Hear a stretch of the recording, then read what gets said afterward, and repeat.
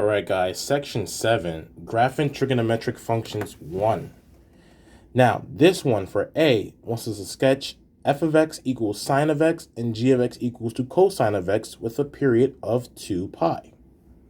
But before I do that, let me hook up my charger to my tablet because you can see it is on 16%, and I want to be able to record this section all the way through. Now, remember, on the unit circle, sine are the y coordinates, cosine is the x coordinates. When I'm graphing a trigonometric function, my x-axis will be my radians, and the y-axis will be the value into the respective coordinate. Let's start off with sine. We're going to graph that first. And now what I want to do is I am going to place my grid values. I have 5 grid values, and those come from the radians on the unit circles.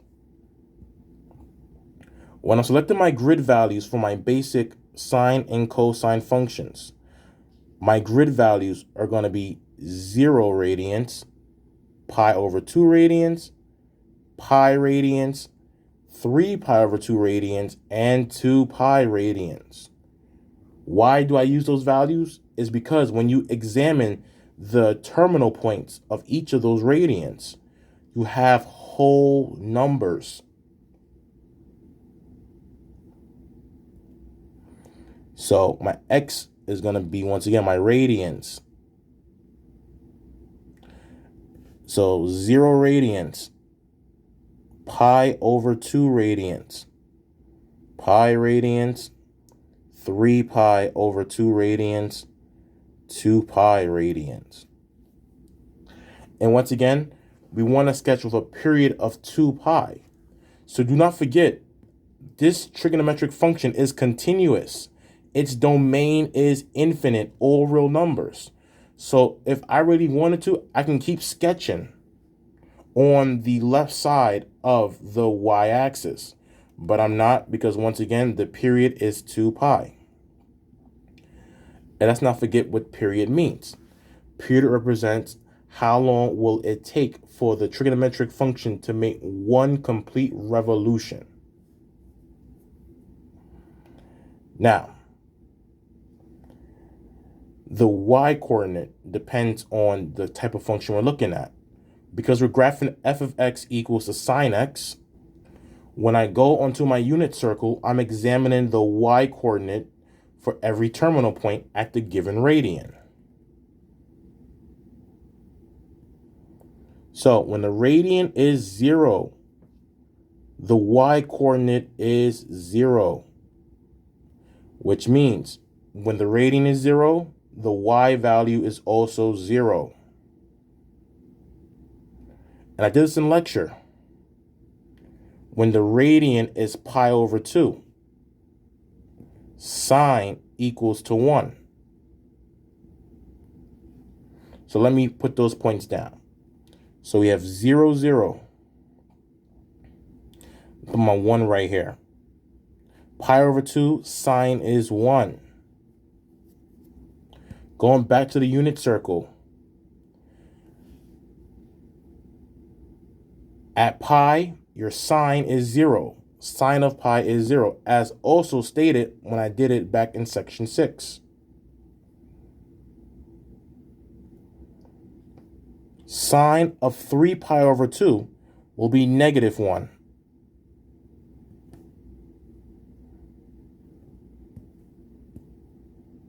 Go down, negative 1.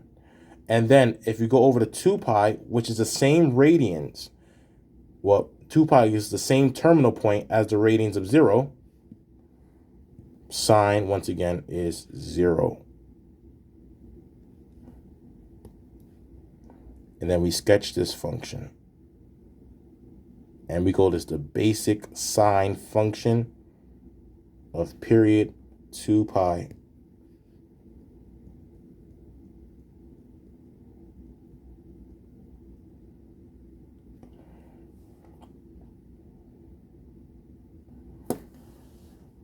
Once again, this is a period of 2 pi. The function is continuous, so it goes on and on and on forever and ever and ever.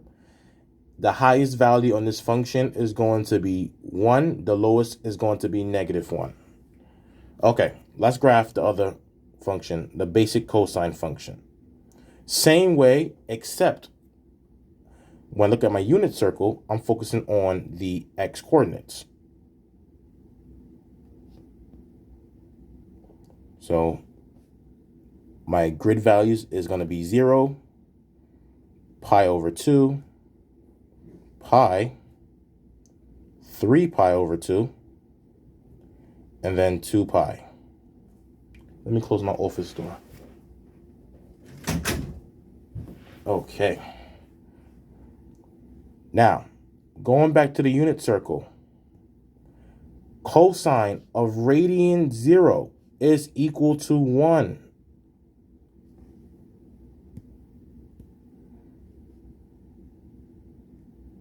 So we're starting off up here. Then on unit circle, cosine, which is the x coordinate at pi over 2, is 0. Cosine of pi, go back to the example in section 6, the first video. That was -1.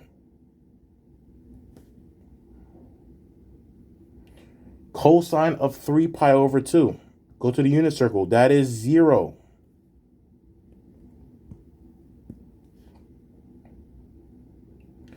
And then cosine of 2 pi, which has the same terminal point as cosine of 0.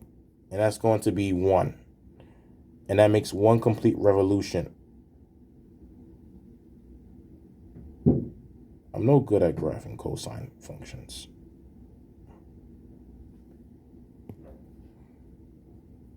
G of x.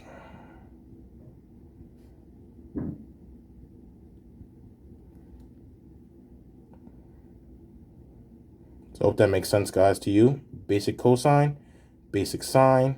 Sorry, well, basic sine on top, basic cosine on the bottom. Now we're going to sketch some more functions.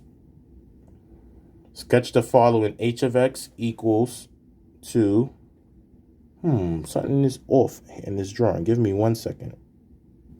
Oh, no, everything is good. I thought something was off. Equals to sine of x minus 2, and then cosine of x plus 1. Remember, when you are subtracting a value from a function,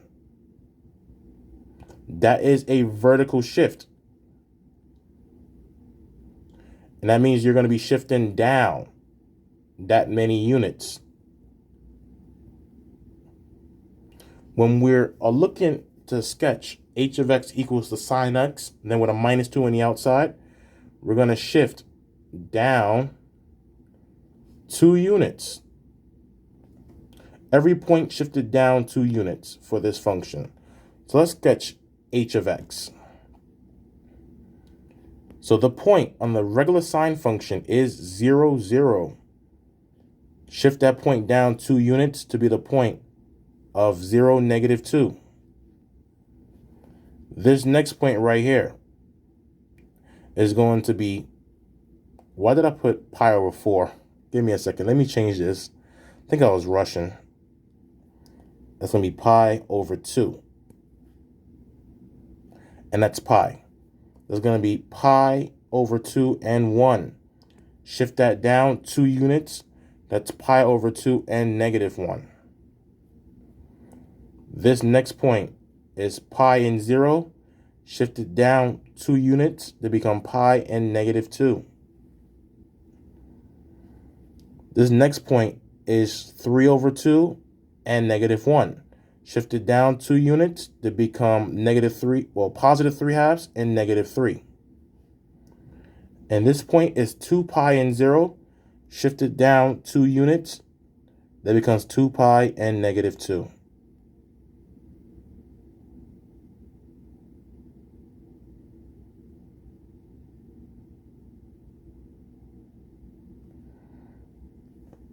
And that is the function h of x equals to sine of x and then a -2. The next function that we're going to sketch, and make sure you have this down, is cosine. And I believe that's k of x or j of x. Let me double check. J of x. That is going to be cosine of x plus 1.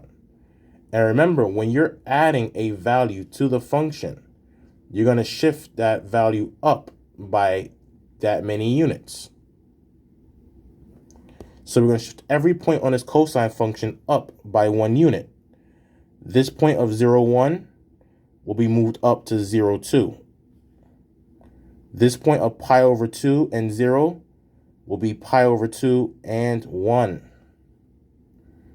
This point here of pi and 0, of pi and negative 1, moved up to pi and 0. This point here of 3 pi over 2 and 0 moved up to 3 pi over 2 and 1. And this point right here of 2 pi and 1 is moved up 1 unit to be 2 pi and 2. And now we're going to sketch the function.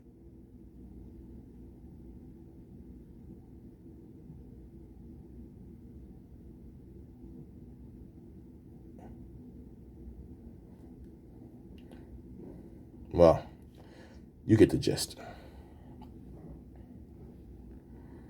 And that function in red, minus that part right there, that is going to be j of x equals cosine of x, and then we're adding 1.